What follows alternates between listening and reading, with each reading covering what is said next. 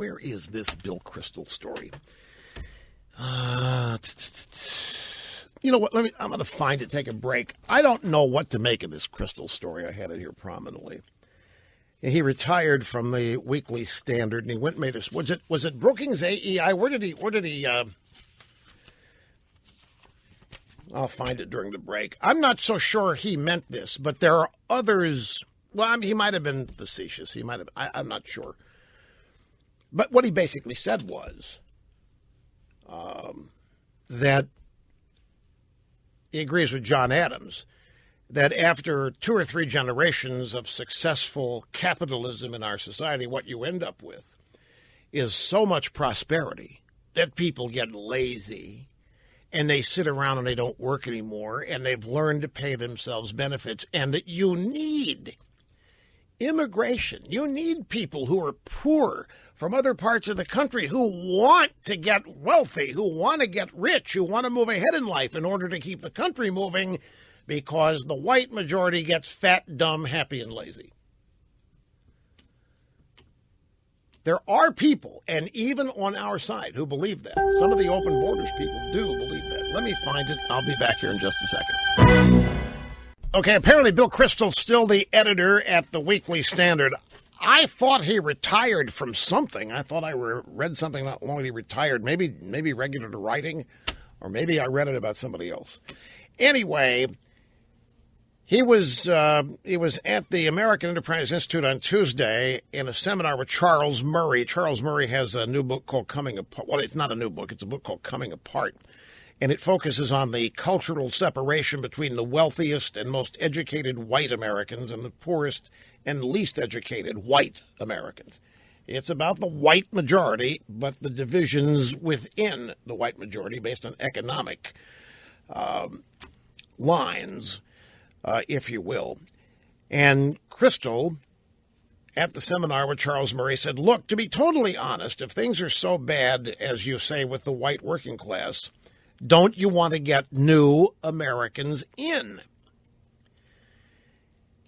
Which, of course, is a provocative question. He says to Murray, well, look, if things are that bad with the white working class, if they're that poor, and if they are that, shall we say, estranged, wouldn't you want to get some new Americans in? And before delving into the theory about replacing the white working class, Kristol said that he hopes, quote, this thing isn't being videotaped or ever shown anywhere. Whatever tiny, pathetic future I have is going to totally collapse. He's being funny and facetious there. He said you can make a case that America has been great because I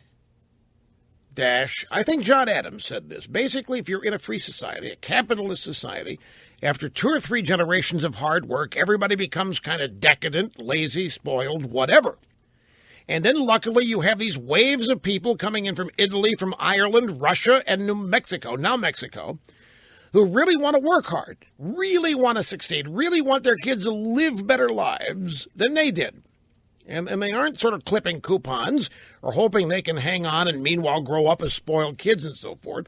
In that respect, I don't know how this moment is that different from the early 20th century. Well, the debate is on over whether Bill Kristol was serious here, whether he was being facetious, whether he was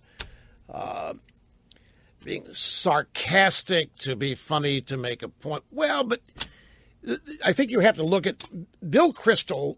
If you put yourself in his shoes, he's not winning much. Hated Trump, Trump wins. Trump's not conservative as these people think they are conservative. Trump wins. Bill might be part of that group that sees everything they spent their life working for going down the tubes here. So being bitter, suspicious, comical, what might fit in that circumstance. I don't want to characterize it because I don't know. When I saw the story, I've never heard Kristol say anything like this. That doesn't mean I know people that do think this way.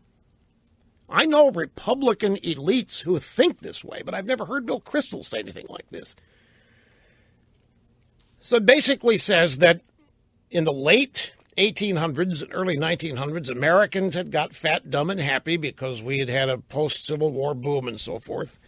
And we had no income tax, and so the robber barons and their families were getting wealthy and wealthier and wealthier, clipping coupons and not working, and then future generations not working. And we needed people to come in and replace them, start doing work. And hence, we had massive immigration from Ireland, from Italy. And we shut it down in 1921 so that all those people could assimilate. But that's the difference. I mean, if you really want to compare immigration from Europe, Southern Europe and Western Europe,